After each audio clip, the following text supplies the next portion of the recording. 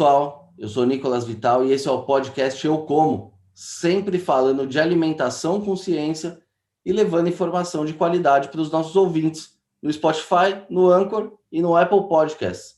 E também em vídeo no nosso canal do YouTube. Já segue a gente? Se ainda não segue, não se esqueça de se inscrever nos nossos canais. Muito bem, pessoal. Hoje nós vamos falar sobre tecnologia e sustentabilidade na produção de alimentos. Isso mesmo, porque ao contrário do que muitos pensam, sem tecnologia não há sustentabilidade. Graças ao uso de insumos mais modernos, por exemplo, hoje as terras agricultáveis são utilizadas com maior eficiência, reduzindo a pressão sobre as florestas. O plantio direto, também amplamente adotado nas lavouras brasileiras, só é possível por causa das tecnologias hoje disponíveis. E para falar sobre essa relação direta entre tecnologia e sustentabilidade, hoje nós vamos conversar com o engenheiro agrônomo Caio Carbonari, que é mestre e doutor em proteção de plantas, com pós-doutorado no tema. O Dr. Caio é professor e atualmente vice-diretor da Faculdade de Ciências Agronômicas da Unesp, em Botucatu, e também membro do Conselho Científico Agrosustentável. Doutor, muito obrigado por aceitar o nosso convite. É uma honra ter o senhor com a gente aqui hoje. Oi, Nicolas, a honra é toda minha, né? É um prazer participar com você desse bate-papo e, de fato, um tema extremamente relevante, importante, né? Vai ser muito gostoso essa conversa aqui.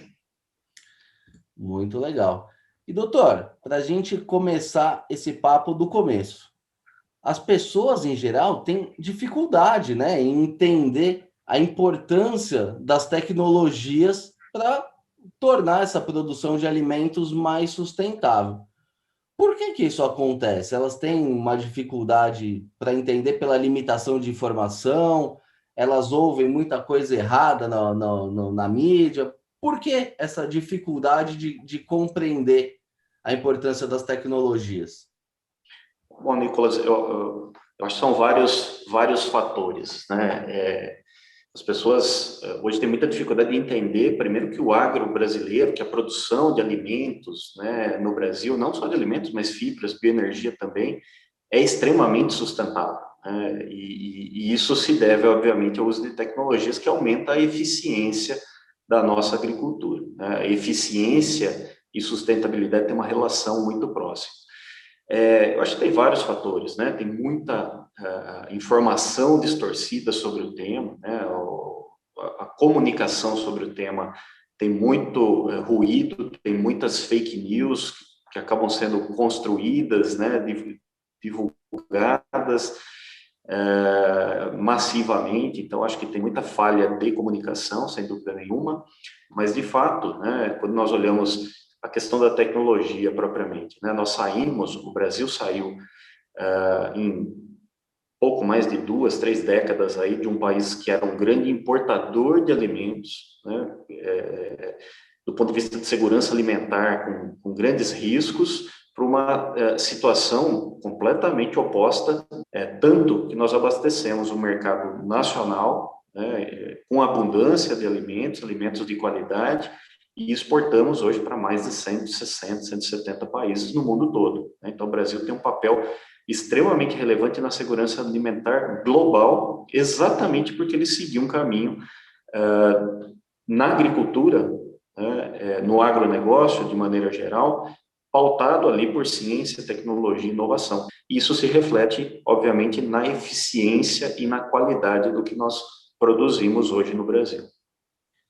E, doutor, na prática, isso pode ser observado pelo aumento da produtividade média, né? Que eu acho que é o principal indicador de sucesso aí do agronegócio.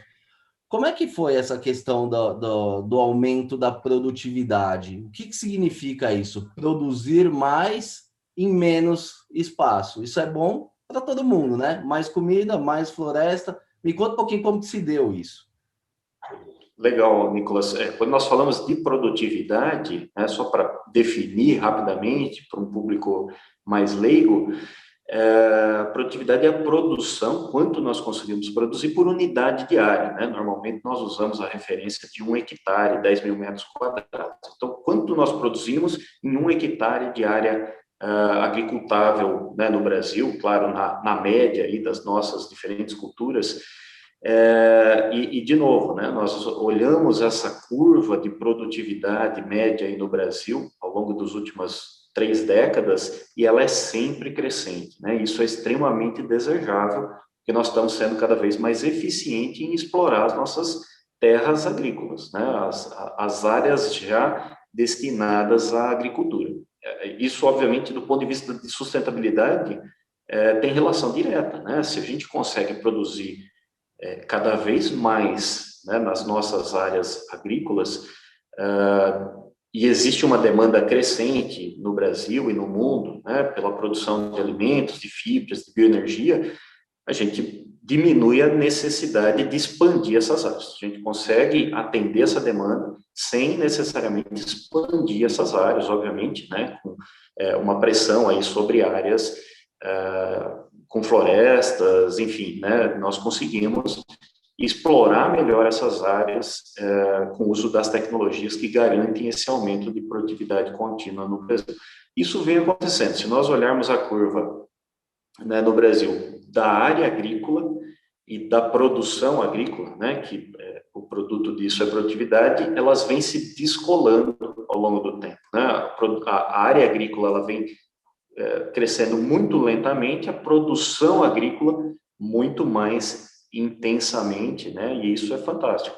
Isso, de novo, né? Resultado de ciência, tecnologia, inovação, adoção de tecnologias mais diversas, desde o preparo de solo ou não preparo de solo, né? Como um plantio direto, por exemplo, o uso, né, de sementes de mais qualidade, genética de maior qualidade, biotecnologia, insumos, né, fertilizantes, defensivos agrícolas cada vez mais eficientes que garantem esse nível de produtividade crescente tão desejável que tanto impacta os 3 pilares da sustentabilidade, tanto o econômico, obviamente, né, se a gente está sendo mais eficiente, está produzindo mais, quanto o ambiental, né, em função de diminuir essa pressão por expansão de área, quanto o social, que é um produto, né, também do econômico, do ambiental. Então, afeta diretamente a sustentabilidade.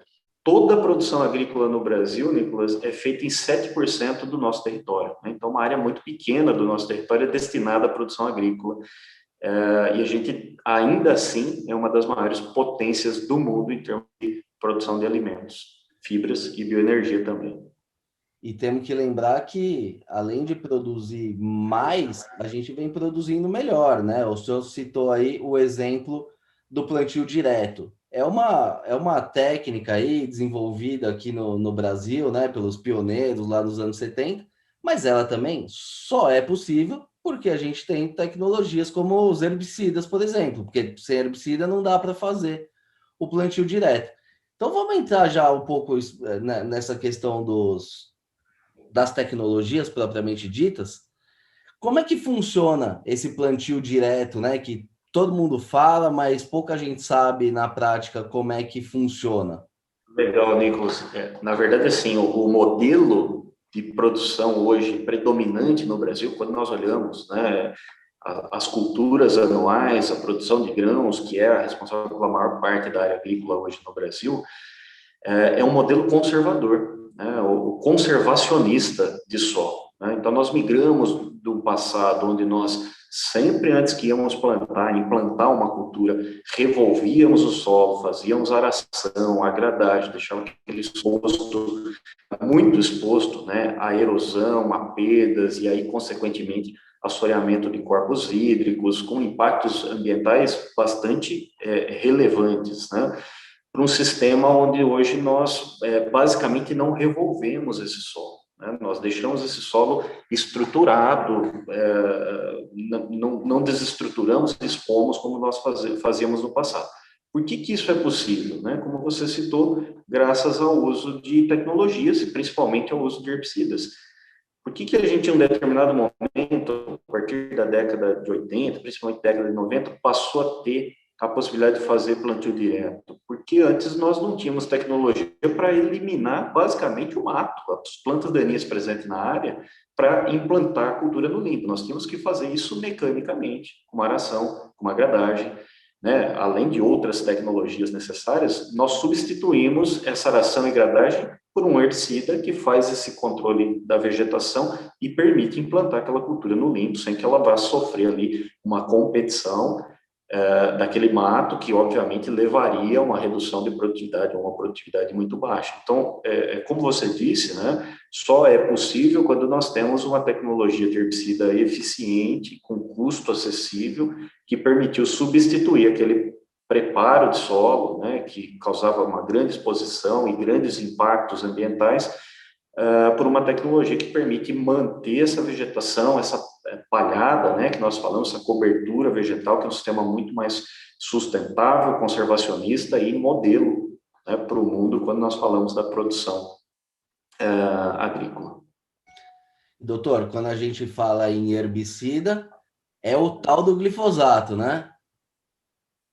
Particularmente nesse caso do plantio direto, mais ainda, Nicolas, o glifosato foi o herbicida que permitiu tudo isso, né?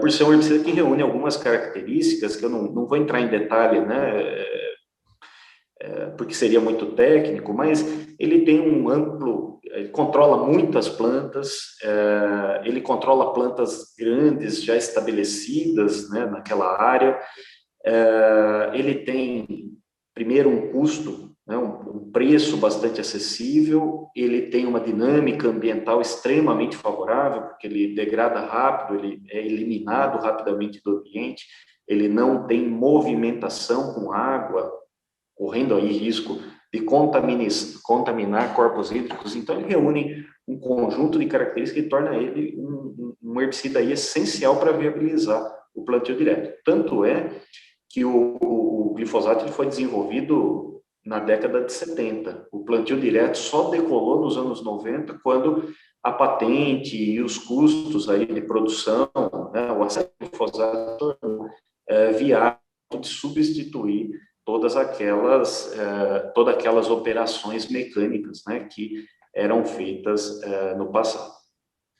Doutor, o glifosato ele é um dos pesticidas aí mais criticados, né, pela população. Talvez por ser o mais vendido, né, não só no Brasil como no mundo, mas ele é super importante também.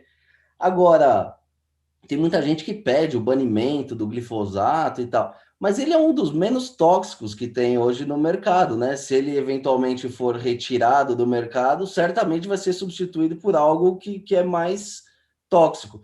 Me fala um pouquinho do glifosato do ponto de vista toxicológico. Existem pesquisas recentes a respeito desse produto? Como que está a situação dele em outros países? Ele é banido em outros países? Não é? Conta um pouquinho para a gente sobre o glifosato.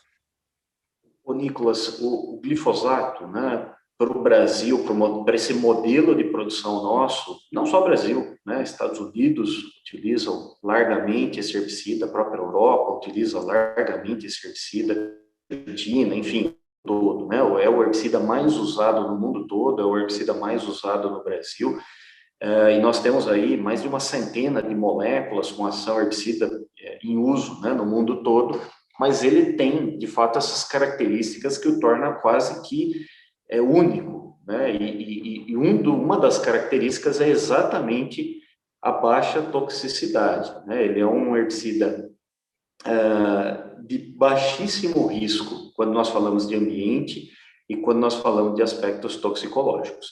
Há muita desinformação, há muito ruído, né, em relação ao glifosato, exatamente porque ele é muito conhecido. Quando se fala de herbicida, é o que todo mundo tem em mente, né? Apesar de existirem muitos outros, todo mundo sabe do glifosato.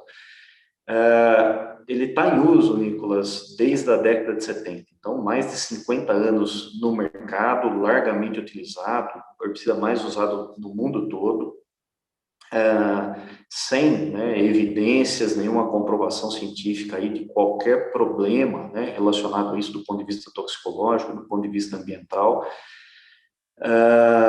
Houve, né, houve um trabalho, né, que apontava ali como potencialmente carcinogênico, né, cancerígeno.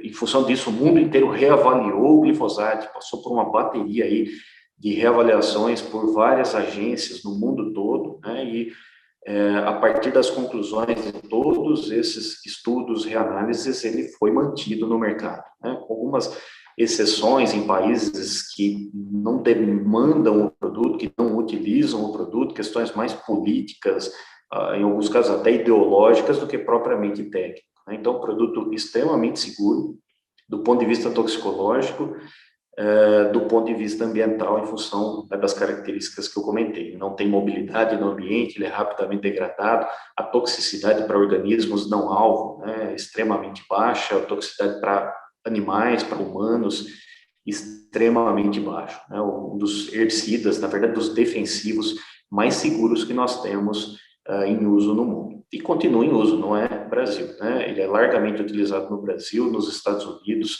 continua sendo ainda largamente utilizado na Europa, embora o modelo de produção europeu, né, que por incrível que pareça, né, ao contrário do que a maioria das pessoas leigas imaginam, muito mais atrasado do que o nosso, do ponto de vista de sustentabilidade, do ponto de vista de conservação, não é fundamentado, né? Não tem uma importância tão grande para a Europa quanto tem para o Brasil, Estados Unidos e alguns outros grandes produtores de alimentos no mundo. Doutor, já que a gente começou a falar aqui de agroquímico, e essa história de que o Brasil é o campeão mundial no uso de agrotóxicos? Isso é uma verdade mais ou menos, né? Como é que o Brasil se posiciona aí nesse ranking do ponto de vista da ciência? Ô Nicolas, para não dizer que é uma grande mentira, né? Vamos dizer que é uma verdade distorcida, né? Quando a gente fala que o Brasil é o campeão mundial, né? A gente vê isso continuamente na mídia, aqui no Brasil principalmente. Isso usa um dado de forma distorcida, né? Quando nós olhamos essa informação que gerou esse mito, né, de que o Brasil é o país que mais usa defensivo no mundo, é o seguinte: quando nós olhamos os 10 maiores mercados de defensivos no mundo, o Brasil aparece ali na primeira, segunda posição, né, normalmente próximo ali com os Estados Unidos.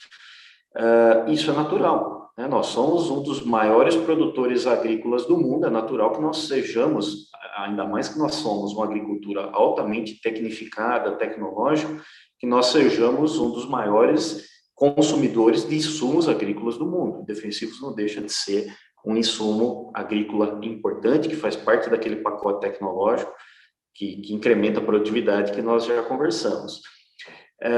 Então, é natural que ele esteja ali, né, nas primeiras posições no uso absoluto, né, em função da área agrícola bastante significativa. Mas esse é um dado que precisa ser relativizado, né? Eu não posso olhar ele como um dado absoluto. Eu costumo fazer um comentário, né? Eu sou aqui de Botucatu, nós temos um município com 150 mil habitantes. Eu não posso comparar Botucatu com São Paulo, capital, né, com mais de 10 milhões de habitantes, no número absoluto de acidentes de trânsito, porque não faz sentido. É um tanto quanto óbvio que São Paulo vai ter um número muito maior de acidentes do que Botucatu. Nós fazemos isso cotidianamente, nós relativizamos, né, a taxa de homicídio, a taxa de enfermidades por 1.000 habitantes, né, e não pode ser diferente no caso do uso de defensivos agrícolas. Então, quando nós olhamos esse número absoluto, o Brasil figura nas primeiras posições. E isso só indica o seguinte: nós somos uma grande agricultura e uma agricultura fundamentada em tecnologia. Quando nós pegamos esse número e relativizamos, dividimos quanto nós usamos de defensivo pela nossa área agrícola, aí muda completamente esse cenário. O Brasil sai lá daquela primeira posição e vai para situações muito mais confortáveis, né, muito abaixo desse, que aí nós podemos chamar de ranking aí de uso de defensivos. Vai estar à nossa frente Japão, por exemplo, com 4 vezes mais uso de defensivos por unidade de área agrícola, né? Vai estar à nossa frente Coreia, Alemanha, Itália, França, Reino Unido, né? Ou seja, a própria Europa, né? Que todo mundo, principalmente o público leigo no Brasil, tem a ideia de que faz um uso muito menor do que o Brasil. Os principais países da Europa, eles usam muito mais do que o dobro em algumas situações, né? Defensivos por unidade de área. Para produzir um hectare de agricultura, usa mais defensivos do que nós. E quando nós dividimos esse número, né, absoluto, Nicolas, essa quantidade de defensivos que nós usamos no Brasil, por tonelada de produtos agrícolas, que é algo legítimo também, né? Dividir por quanto eu estou produzindo, toneladas de produtos agrícolas que eu estou tirando da minha área agrícola, nós vamos para uma situação mais confortável ainda, né? O Brasil tem produtividades altas, que nós já discutimos, é eficiente em produzir por unidade diária, e aí aquela quantidade defensiva que nós utilizamos, dividido aí pela produção agrícola, coloca o Brasil numa situação ainda mais confortável. Então, é um mito muito grande que se criou, essa ideia não condiz com a realidade de que o Brasil é o campeão, que o Brasil é um grande usuário aí de defensivos. Isso para no primeiro dado, né, que é o dado absoluto, que é irrelevante, que é pouco importante e que deveria ser lido de forma diferente, de novo, né? Um grande país agrícola, que é legal, o mundo inteiro olha para isso e nos admira em termos de fornecimento de alimentos para o mundo todo, e a capacidade de produção do Brasil, e indica que o Brasil é um país que hoje faz, né, uma agricultura altamente tecnológica. E fazendo parênteses ainda, né, nessa comparação Brasil e Europa, que a gente está aqui nos trópicos, né? A gente tem uma demanda maior porque a gente não tem inverno, né, para fazer a quebra do ciclo das pragas. Então, apesar de Exatamente. precisar mais, ainda usamos menos, né? Aí você tocou num ponto muito legal que vale a pena reforçar. Na verdade, dois aspectos quando nós olhamos esse contexto. Então, nós não somos o maior por unidade, né? Quando nós dividimos por unidade de área, ficamos abaixo aí da maior parte dos países produtores agrícolas importantes no hemisfério norte, que é exatamente de clima mais temperado, que tem um inverno rigoroso, que quebra ali o ciclo das pragas, das doenças, das plantas daninhas, diminui, né, o potencial de ocorrência desses problemas, que nós chamamos de problemas fitossanitários, e o Brasil é um dos países aí que tem maior produção agrícola, modelo de produção agrícola em ambiente tropical, que é muito mais crítico nesse sentido, porque nós fazemos 2 a 3 safras no mesmo ano, né, na mesma área. Então, o potencial de replicação ali dessas pragas, dessas doenças, dessas plantas daninhas é maior. O desafio desse manejo fitossanitário é maior no Brasil do que dos países de clima temperado. E ainda assim, nós usamos muito menos defensivo por unidade de área, por tonelada de produtos agrícolas produzidos. E um outro dado importante, Nicolas, eu volto naquele 7 a 8% de área agrícola, né, no Brasil. Então, de todo o território brasileiro, de 7 a 8% é a área agrícola, né, que produz agricultura, que faz agricultura. Ao passo que na Europa, esse número é entre 50% e 70%. Olha como a realidade é completamente descolada, desconectada da imagem que se criou em termos de uso de defensivos no Brasil. E, doutor, um outro ponto também que é muito debatido aí, principalmente entre a população urbana, né? É o fato de o Brasil, teoricamente, usar produtos que são proibidos no exterior. É verdade? O Brasil usa produtos proibidos, o Brasil, enfim, por que que existe essa conversa? É verdade isso, não é? Nicolas, há também uma grande distorção, né? Normalmente, principalmente se faz esse paralelo Brasil e Europa, né? Então, se criou essa ideia que o Brasil usa produtos proibidos no mundo e a gente continua usando aqui. Isso não é verdade, né? Não tem nenhum produto em uso no Brasil que tenha sido banido, proibido no mundo. O que pode acontecer é um produto que foi pontualmente proibido, né, na Europa, por exemplo, ou sequer foi registrado na Europa, porque não há interesse daquele produto para as culturas predominantes na Europa, por exemplo. Mas não quer dizer que ele foi proibido no mundo, ele continua em uso em vários países, e principalmente naqueles países que têm uma agricultura ou um modelo de produção mais próximos do brasileiro, né? Por exemplo, os Estados Unidos. Vamos pegar aqui um exemplo, né? Nós temos, por exemplo, a atrazina é proibida na Europa, um herbicida proibido na Europa, que usa 70% do território para agricultura, por exemplo, né? E foi proibido porque tem risco de lixiviação, de contaminação de corpos hídricos em alguns cenários específicos. Continua em uso no Brasil, continua em uso nos Estados Unidos, continua em uso em praticamente o mundo todo. Foi proibido na Europa em função de problemas particulares da Europa, de lençol freático, de condições específicas de lá.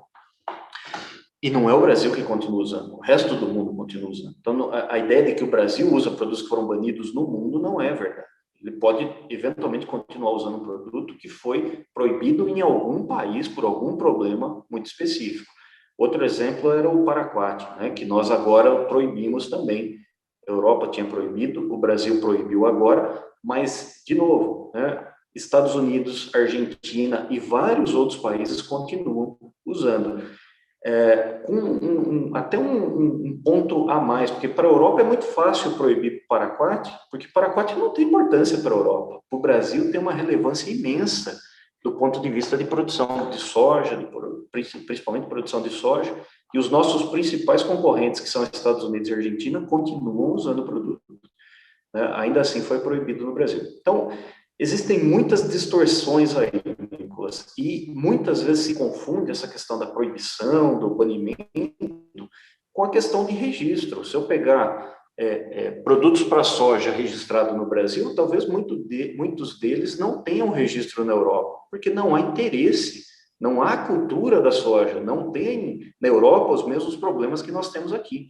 E se nós invertemos essa lógica, nós temos um cenário parecido. Se eu pegar trigo, por exemplo, que é uma cultura muito relevante para a Europa e muito menos relevante para nós no Brasil, né, uma cultura que a gente produz pouco, a Europa produz muito, nós temos uma situação contrária. Tem vários produtos registrados lá que não estão registrados aqui. Tem, inclusive, Nicolas, um produto, né, que foi proibido aqui no Brasil pela Anvisa por problemas toxicológicos, que continua em uso na Europa. Então, é exatamente o contrário, né, do cenário que pintam como o Brasil sempre numa condição desfavorável nesse sentido. Não é verdade também. O Brasil tem um sistema regulatório extremamente rigoroso, né, um dos mais rigorosos do mundo, inclusive. Isso, inclusive, acaba, né, muitas vezes, dificultando o acesso até a novas tecnologias. Muito sério, né, e que tem trazido resultados. Quando nós fazemos, né, de fato, uma análise de risco, com uma série de ferramentas apropriadas para isso, nós vamos ver que o que nós usamos no Brasil, além de usar pouco, que nós já discutimos, comparado à Europa e tantos outros países, o risco associado ao que nós usamos vem caindo ao longo do tempo, né, com os indicadores corretos. Isso mostra que o sistema regulatório está funcionando, isso mostra que o que nós estamos usando não tem aí, né, equívocos nesse sentido.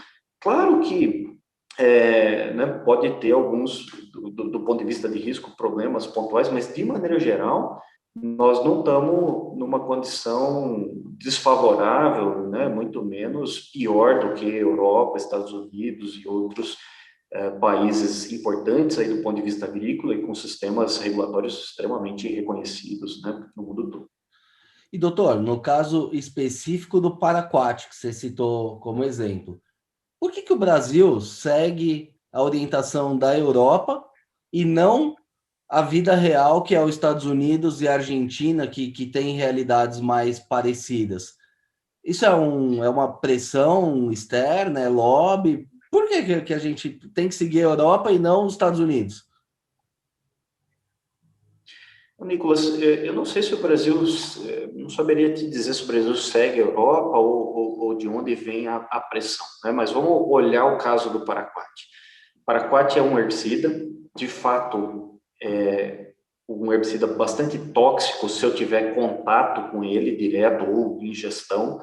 tanto que é um produto que acaba tendo uma relação com suicídios, com alguns problemas nesse sentido usado, né? Isso é importante destacar, né? Porque assim, a gente não está falando aqui que são produtos suaves e tal. Eles são realmente tóxicos, mas eles são seguros desde que você aplique de acordo com as regras estabelecidas, né? Então, fazer esse parênteses aqui.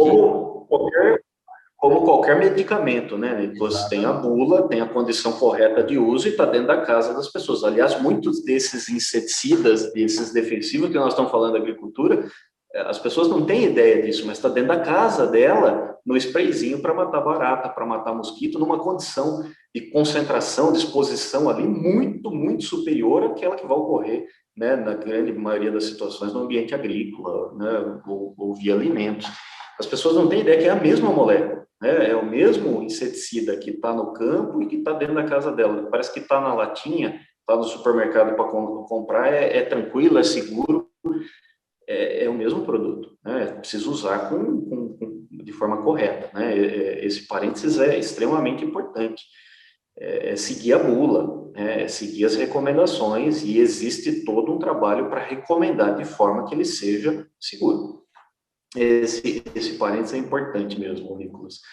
Mas, voltando na questão do paraquat, ele é um produto que tem problemas toxicológicos do ponto de vista principalmente do aplicador, que é a pessoa que vai aplicar, que vai ter um contato mais próximo. Se essa pessoa não tiver devidamente paramentada, com EPI, com máscara, com óculos, com todo o EPI necessário para aplicar esse produto com segurança, ele oferece um risco para esse aplicador. Então, isso é fato.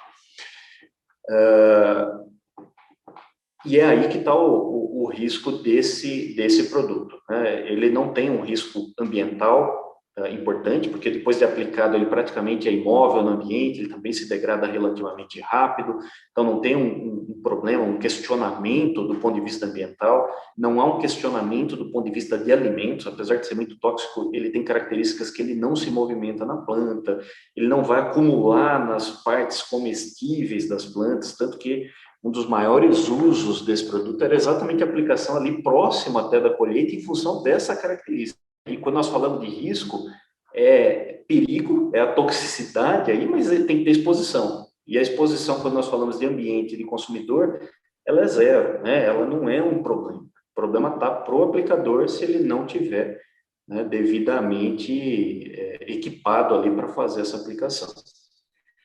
Ainda assim, né, era um produto muito importante para o Brasil, para o manejo de plantas daninhas nas condições do Brasil, das culturas que aqui nós produzimos, assim como é muito importante nos Estados Unidos e vários outros países, principalmente produtores de soja, né? E esses outros países não proibiram, eles continuam, apesar do risco, né, mitigando esse risco e usando o produto. O Brasil decidiu, apesar da importância desse produto, apesar de certamente trazer, né, impactos aí em termos de custo de produção, de competitividade da nossa soja, o Brasil decidiu por banir em função desses riscos que eu comentei.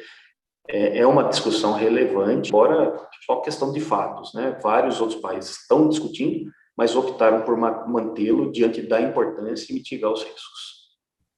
E, doutor, a gente está falando aqui de retirada de produtos, ao mesmo tempo em que a gente tem aí uma dificuldade para aprovação, né, de moléculas mais modernas, que em muitos casos já estão em uso nos nossos concorrentes. Então, vou citar aqui o exemplo dos Estados Unidos, além de ter o paraquat, eles ainda devem ter produtos mais modernos que ainda não estão disponíveis aqui. Nos últimos anos, a gente vê que tem aumentado, né, o número de aprovações, e isso tem gerado uma reação muito negativa, né, por parte de uma parte do público, né, principalmente do público que não conhece. Agora fica uma pergunta aqui que eu sempre fico pensando.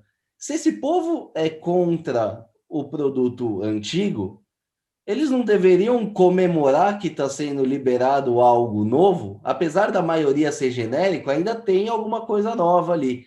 Então, explica um pouquinho para a gente a importância de se liberar essas novas moléculas, que essas liberações, elas não são ruins, elas são benéficas no fim do dia, não é isso? Perfeito, Nicolas. Bom, primeiro, é importante a gente destacar, até em função do que a gente vinha conversando, do próprio Paraquat, né, e da proibição retirada do mercado dos produtos, que eu acho extremamente importante, é fundamental que a gente tenha realmente uma rotina de análise, reanálise e, enfim, tendo a possibilidade, os produtos de maior risco no mercado, tirá-los, né, e principalmente substituí-los por produtos de menor risco, né?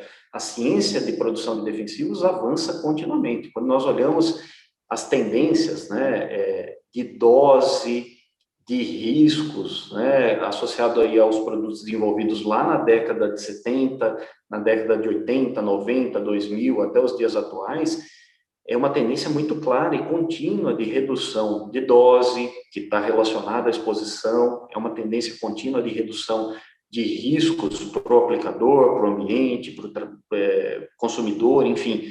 Isso é muito claro, né? E é drástica essa queda. Então, é muito importante, muito relevante que a gente possa continuar tendo acesso e tendo desenvolvimento de novas moléculas mais eficazes, mais específicas e cada vez mais seguras. Isso é muito relevante. Quando nós falamos de novos registros, Nicolas, é importante separar duas coisas. Normalmente isso vem num pacote e cria algumas confusões, né? Quando se divulga lá, o Brasil registrou mais 90 produtos, né? Nunca se liberou tanto. O que é genérico já está no mercado, já é acessível, já está sendo utilizado. Nós estamos falando de uma nova marca comercial, vai aumentar a competição ali entre os produtores, vai reduzir o custo para o produtor, vai aumentar a nossa competitividade. Eu não vejo grandes problemas nisso, né? Claro que a gente tem que, como eu disse, continuar olhando, avaliando, reavaliando, certificar que esse produto, apesar de ser um genérico, se enquadra lá nos critérios de segurança. Isso é extremamente positivo, mas a grande maioria desses produtos que estão sendo tendo registros aprovados são produtos que já estão no mercado. É uma nova marca comercial, é um detalhe ali na formulação, é uma mudança de fonte, né, que gera aquele número de um novo registro, sem grandes impactos, sem necessidade de grandes preocupações. Fazendo um parênteses também, né, que às vezes as pessoas falam, mas está liberando mais ainda que daquele mesmo produto, se isso vai reduzir preço, vai aumentar o uso por parte do produtor.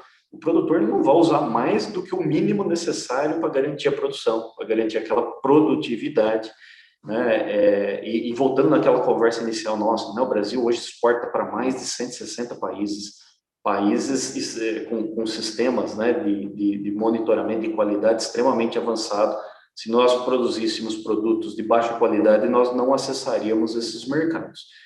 Então, é importante lembrar isso, né? O produtor ele não usa o mínimo necessário para o programa dele para garantir produtividade. E quando nós falamos de produtos genéricos, isso aumenta a nossa competitividade, porque se reduz o custo do insumo, né, e isso está disponível para o produtor, é positivo. Assim como, fazendo um paralelo com a parte farmacêutica, com a parte de medicamentos, com a parte, né, enfim, todo mundo vai na farmácia e tem lá 2, 3 marcas à disposição, e todo mundo é favorável a isso, né, ter opções mais baratas, enfim. Em paralelo a isso, tem os novos produtos, moléculas, ingredientes ativos que não estão em uso hoje no Brasil, né, e que estão sendo introduzidos, e aí passa por uma avaliação muito mais rigorosa, muito mais ampla de riscos, né, dos mais diversos possível, ambiental, toxicológico, consumidor e tudo mais.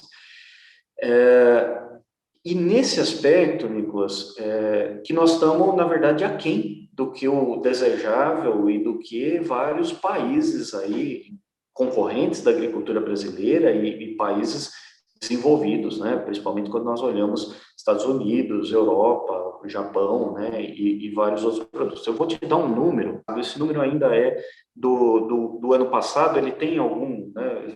Certamente algum ajuste aí, mas ele dá uma ideia dessa defasagem, né? Quando nós falamos de novos produtos, de fato, o Brasil tinha, um pouco tempo atrás, 29 novos ingredientes ativos aguardando o registro, né? E a média de tempo aí para um registro no Brasil é 7, 8 anos, em alguns casos chega a 11, 12 anos para que esse novo produto tenha aprovação para entrar no mercado brasileiro.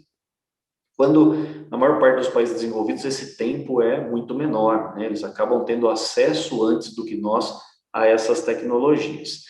Então, só para ilustrar, nós tínhamos 29 ingredientes ativos novos aguardando na fila para registro no Brasil, e desses 29, 17 já estavam em uso nos Estados Unidos, 16 no Canadá, 15 na Austrália, 14 no Japão, 14 na União Europeia e 13 na Argentina. Então, nós estamos falando aí das novas tecnologias que têm um risco substancialmente menor de maneira geral, né?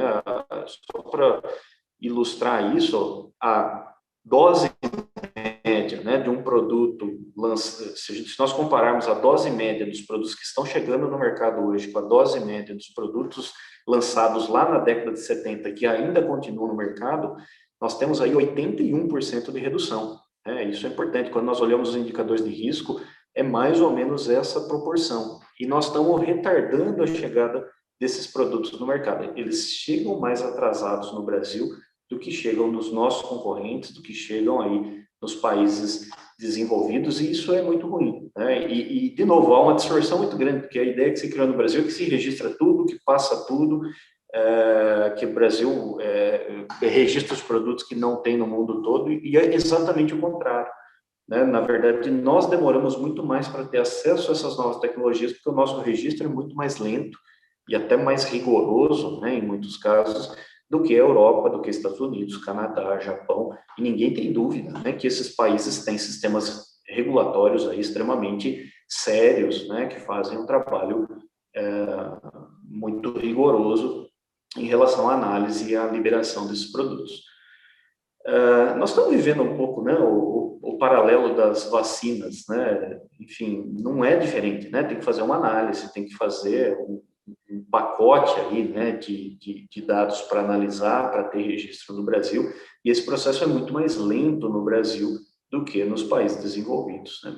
Aliás, muito mais lento do que a diferença que nós vimos aí para as vacinas, por exemplo. E esse atraso na aprovação de novas moléculas significa perda de competitividade, né, para o produtor brasileiro, ao mesmo tempo em que a gente poderia ser ainda mais sustentável, né, uma vez que a gente poderia reduzir ainda mais o volume aplicado, e esses produtos provavelmente têm uma toxicidade mais baixa também dos que estão atualmente no mercado, né? A tendência é essa, Nicolas. De fato, assim, não interessa para ninguém esse tempo, né? Essa demora para que nós acessemos aí as novas tecnologias. Aí nós poderíamos avançar mais rápido em relação às questões de risco ambiental, risco para o consumidor, risco para o trabalhador, né? Toxicidade, como você disse. Não interessa para a sociedade de maneira geral, né? Mas a hora que nós comunicamos errado, a hora que se cria, né, os paradigmas equivocados aí que o Brasil libera tudo, isso atrapalha muito, né? Porque, na verdade, o cenário é exatamente contrário. Assim como é contrário a ideia que o Brasil é o maior consumidor mundial, a ideia que o Brasil usa produtos sem critério nenhum, que o Brasil usa produtos que são proibidos no mundo, e nada disso é verdade, né? Perfeito. Doutor, essa conversa aqui está muito boa, mas nosso tempo aqui já está chegando ao fim. Então, queria agradecer mais uma vez a tua participação, a tua disponibilidade. Foi uma verdadeira aula aqui para mim, certamente também para os nossos ouvintes. Então, seguimos aqui de portas abertas, sempre que tiver alguma novidade por aí, estamos aqui à disposição. Nicolas, eu que agradeço a oportunidade, né, de parabenizar pelo trabalho, e também, da mesma forma, né, fico completamente à disposição. Foi um prazer aqui esse bate-papo com você, e também mantemos aí totalmente as portas em aberto. Um grande abraço para você, para os seus ouvintes. Isso aí, grande abraço a todos aí também. Muito bem, pessoal. Essa edição do podcast Eu Como vai ficando por aqui. Se gostou da entrevista, não se esqueça de seguir os nossos canais no YouTube, no Spotify ou na sua plataforma de streaming favorita. Aproveite e siga a gente também no Facebook e no Instagram. Lembrando que esse podcast tem o patrocínio da Crop Life Brasil e volta com a sua programação normal na próxima sexta-feira. Por hoje é isso e até a próxima.